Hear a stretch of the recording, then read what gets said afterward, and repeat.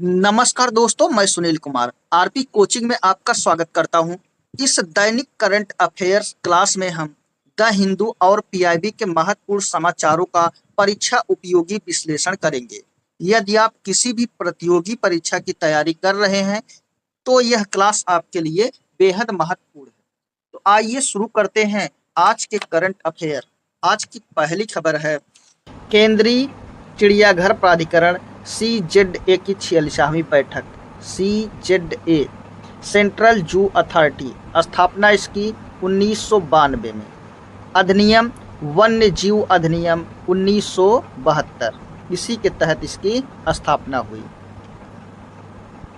केंद्रीय पर्यावरण वन एवं जलवायु परिवर्तन मंत्री कौन? श्री भूपेंद्र यादव। इन्होंने 9 जुलाई 2026 को कोयम्बटूर कहाँ पर है? तमिलनाडु में। कहाँ पर है? तमिलनाडु में।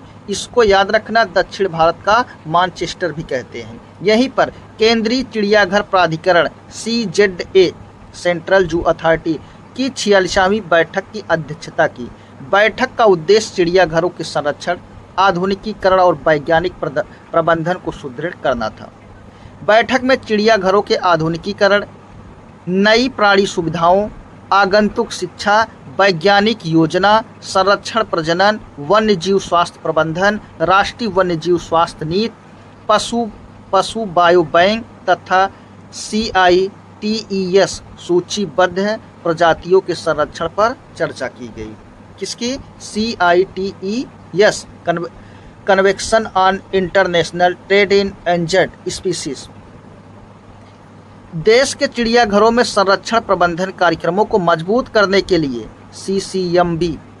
CCMB यानी कि central for cellular and molecular biology, laboratory for conservation of injured species, यह एक विशेष प्रयोगशाला है। क्या है? यह एक विशेष प्रयोगशाला है जो संकटग्रस्त वन्य जीवों के संरक्षण, आनुवंशिक अनुसंधान और प्रजनन से संबंधित यह काम करती है, यानी कार्य करती है। इसका मुख्यालय कहाँ पर है? हैदराबाद। इतनी बातें याद रखना।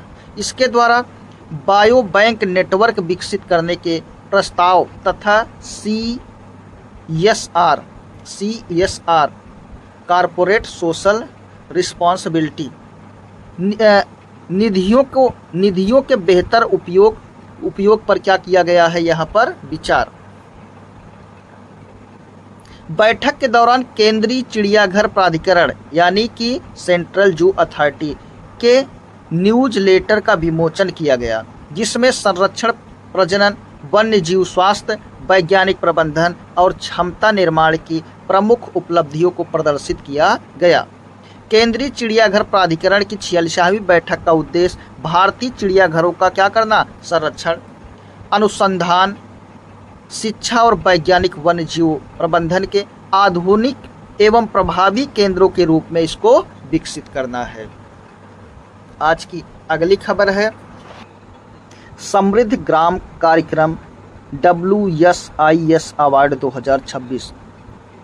यह world summit on the information society अंतर्राष्ट्रीय क्या है? एक पुरस्कार है जो ICT द्वारा दिया जाता है। किसके द्वारा दिया जाता है? ICT द्वारा, यानी इंफॉर्मेशन एंड कम्युनिकेशन टेक्नोलॉजी द्वारा इसको दिया जाता है।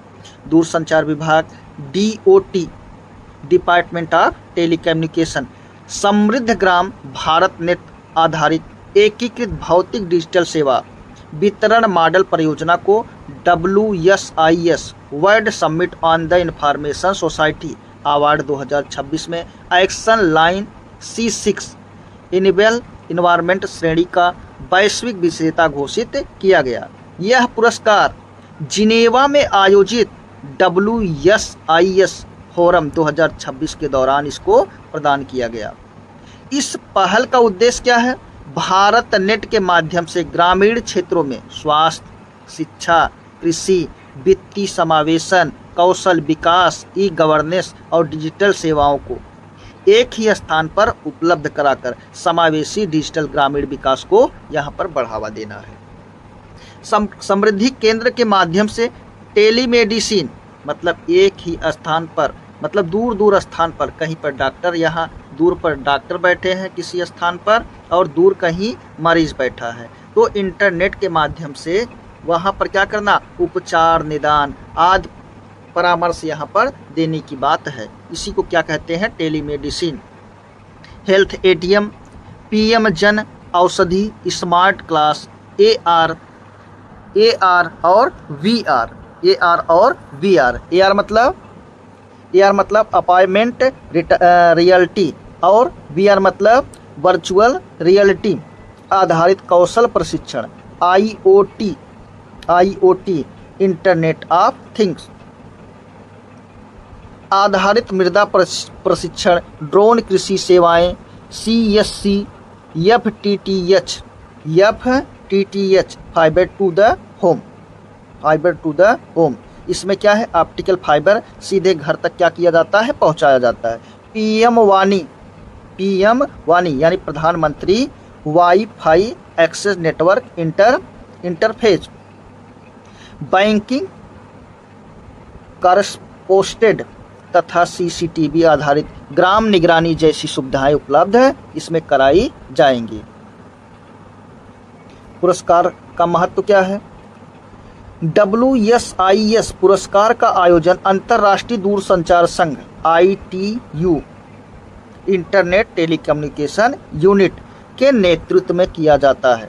यह पुरस्कार सूचना एवं संचार प्रौद्योगिकी ICT information and communication technology के माध्यम से सतत विकास और डिजिटल समावेशन को बढ़ावा देने वाली उत्कृष्ट परियोजनाओं को दिया जाता है। समृद्ध ग्राम कार्यक्रम भारत के डिजिटल सार्वजनिक अवसंरचना यानी डिजिटल पब्लिक इंफॉर्मेशन और भारत नेट की वैश्विक सफलता का यह प्रतीक है। यह पहल ग्रामीण क्षेत्रों में डिजिटल विभाजन को कम कर समावेशी, प्रौद्योगिकी सक्षम और आत्मनिर्भर ग्रामीण भारत के निर्माण की दिशा में महत्वपूर्ण यह कदम माना जाता है। अगली खबर है, राष्ट्रीय वन्यजीव बोर्ड NVWL की अस्थायी समिति की 91वीं बैठक। NVWL national board for wild life, जिसके अध्यक्ष कौन होते हैं, PM।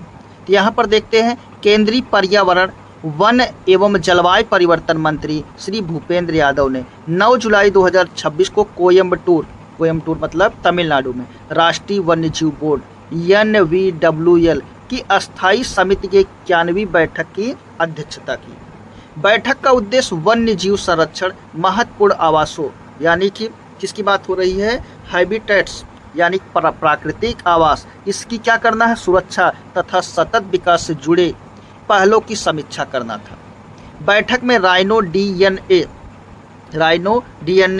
इंडेक्सिंग, क्या बात हो रही है, राइनो DNA इंडेक्सिंग सिस्टम क्या है, गैंडों के DNA की रिपोर्ट को क्या करना है, तैयार करना है, इसका यही मतलब है। ग्रेट इंडिया बस्टर्ड यानी भारत का अत्यंत संकटग्रस्त बड़ी क्या है, ये बड़ी घास भूमि का एक यह पक्षी है। इसके संरक्षण की भविष्य रणनीति पिग्मी हाक को स्पीसीज रिकवरी प्रोग्राम में शामिल करने तथा संकटग्रस्त प्रजातियों के संरक्षण कार्यक्रम की प्रगति की क्या करना है, समीक्षा यहाँ पर की गई।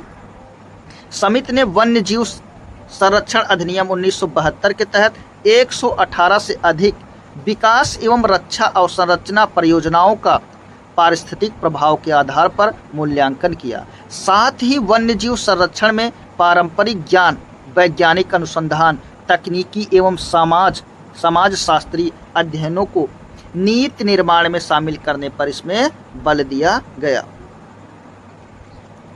बैठक के दौरान राइनोसेरोस यानी एक सींग वाला गैंडा, स्थालबियर यानी भालू और ग्रेट इंडिया बस्टर्ड से संबंधित महत्वपूर्ण वैज्ञानिक प्रकाशनों का विमोचन किया गया तथा राष्ट्रीय संरक्षण पहलों की प्रगति की समीक्षा की गई।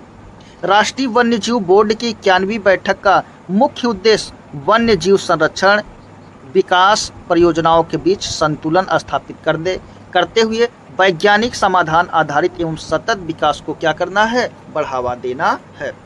आज की अगली खबर है, NMCG की प्रकृति आधारित समाधान पहल 9 जुलाई 2026 को राष्ट्रीय स्वच्छ Ganga mission, national mission for clean Ganga NMCG ने नदियों के पुनर्जीवन के लिए प्रकृति आधारित समाधान यानी नेचर बेस्ड सॉल्यूशन यानी किसको शॉर्ट में NBS को बढ़ावा देने की दिशा में 2 पायलट परियोजनाओं की शुरुआत की तथा NBS नेचर बेस्ड सॉल्यूशन पर क्षमता निर्माण ट्रेनिंग प्रोग्राम आयोजित किया। इसका उद्देश्य सतत एवं पारिस्थितिकी आधारित नदी प्रबंधन को बढ़ावा देना है। दिल्ली के शास्त्री पार्क नाला और कैलाश नगर नाला में लगभग 10 मिलियन लीटर प्रति डे क्षमता वाली निर्मित आर्द्र भूमि की बात हो रही है। कंस्ट्रक्ट वेटलैंड आधारित 2 पायलट परियोजनाएं शुरू की गई जो यमुना नदी में गिरने वाले नालों के प्राकृतिक उपचार का मॉडल यहाँ पर प्रस्तुत करेंगी। यहाँ पर किसकी बात हो रही है? कंस्ट्रक्टेड वेटलैंड यानी कि यह इसका मतलब क्या है? यह मानव निर्मित क्या है? आर्द्र भूमि होती है। इतनी बातें याद रखना। इस परियोजनाओं में फाइटोरी मेडिएशन, जली पौधों, स्टोन फिल्टर, आर्द्र भूमि प्रणाली तथा प्राकृतिक जैविक प्रक्रियाओं का उपयोग कर कम ऊर्जा और कम लागत में जल शोधन किया जाएगा। कम ऊर्जा और कम लागत में जल का क्या किया जाएगा? शोधन किया जाएगा यानी कि शुद्ध किया जाएगा। साथ ही खतौली कहाँ पर? उत्तर प्रदेश में काली नदी पुनर्जीवन परियोजना भी NBS मॉडल पर आधारित है। किस पर? NBS मॉडल यानी कि नेचर बेस्ड सॉल्यूशन पर क्या है? आधारित है। अगस्त 2025 से मार्च 2026 के बीच NMCG यानी कि national mission for clean Ganga knowledge sharing development centre यानी कि KSDC द्वारा 6 प्रशिक्षण कार्यक्रम आयोजित किए गए जिसमें 100 से अधिक अधिकारी और इंजीनियर को प्रकृति आधारित नदी पुनर्जीवन तकनीक का यहाँ पर प्रशिक्षण दिया जाएगा। NMCG यानी कि national mission for clean Ganga का उद्देश्य पारंपरिक सीवेज उपचार प्रणाली को नेचर बेस्ड सॉल्यूशन NBS के साथ जोड़कर प्रदूषण नियंत्रण, पारिस्थितिकी बहाली, जैव विविधता संरक्षण तथा सतत नदी प्रबंधन को बढ़ावा देना है। यह मॉडल भविष्य में देश भर में नदी पुनर्जीवन के लिए अपनाया जा सकता है। आज की अगली खबर है भारत ऑस्ट्रेलिया ऊर्जा सुरक्षा संयुक्त वक्तव्य। 9 जुलाई 2026 को भारत और ऑस्ट्रेलिया ने ऊर्जा सुरक्षा पर संयुक्त वक्तव्य जारी किए। इसका उद्देश्य ऊर्जा आपूर्ति श्रृंखला सप्लाई चेन को मजबूत करना, ऊर्जा व्यापार बढ़ाना तथा हिंद प्रशांत क्षेत्र में ऊर्जा सहयोग को सुदृढ़ करना है। दोनों देशों ने ऊर्जा व्यापार एवं निवेश, ऊर्जा व्यापार और क्या करना? निवेश, आर्थिक सहयोग एवं व्यापार समझौता ECTA economic cooperation and trade agreement तथा व्यापक आर्थिक सहयोग समझौता CECA comprehensive economic cooperation agreement के माध्यम से सहयोग बढ़ाने पर सहमति जताई। साथ ही क्षमता निर्माण और ज्ञान साझाकरण को भी बढ़ावा देने का निर्णय यहाँ पर लिया गया। ऑस्ट्रेलिया ने भारत को शांतिपूर्ण उद्देश्यों के लिए क्या? यूरेनियम यानी कि इससे हथियार बनाने के लिए नहीं, किसको? यूरेनियम को हथियार बनाने के लिए नहीं बल्कि क्या? ऊर्जा प्राप्त करने के लिए यूरेनियम निर्यात हेतु 2015 के ऑस्ट्रेलिया भारत परमाणु सहयोग समझौते के तहत आवश्यक प्रशासनिक व्यवस्था को अंतिम रूप दिया। यानी कि हम उनसे यूरेनियम ले सकते हैं, परंतु याद रखना सिर्फ किसकी बात हो रही है? शांतिपूर्ण उद्देश्य के लिए, यानी सिर्फ ऊर्जा बना सकते हैं। इससे हम हथियार वेपन्स नहीं बना सकते हैं। यह निर्यात IAEA अंतर्राष्ट्रीय परमाणु ऊर्जा एजेंसी के सुरक्षा मानकों के अंतर्गत होगा। दोनों देशों ने LNG द्रवीकृत प्राकृतिक गैस यानी लिक्विफाइड नेचुरल गैस, इसको -162 डिग्री सेल्सियस पर रखा जाता है यानी बनाया जाता है। कोयला, डीजल, तरल ईंधन, प्राकृतिक गैस तथा कम कार्बन ईंधनों की सुरक्षित एवं विश्वसनीय आपूर्ति सुनिश्चित करने पर यहाँ पर बल दिया। ऑस्ट्रेलिया ने भारत की ग्लोबल बायोफ्यूल अलायंस यानी कि GBA पहल का भी समर्थन किया। भारत और ऑस्ट्रेलिया का लक्ष्य खुले एवं नियम आधारित ऊर्जा व्यापार, ऊर्जा आपूर्ति श्रृंखला की मजबूती है, नवीकरणीय ऊर्जा, ऊर्जा संक्रमण तथा हिंद प्रशांत क्षेत्र में ऊर्जा सुरक्षा को बढ़ावा देना है। दोस्तों, ये क्लास हमारी यहीं पर समाप्त होती है। अगर वीडियो अच्छा लगा हो तो लाइक, शेयर, सब्सक्राइब करना ना भूलें। आरपी कोचिंग के साथ मैं सुनील कुमार, धन्यवाद।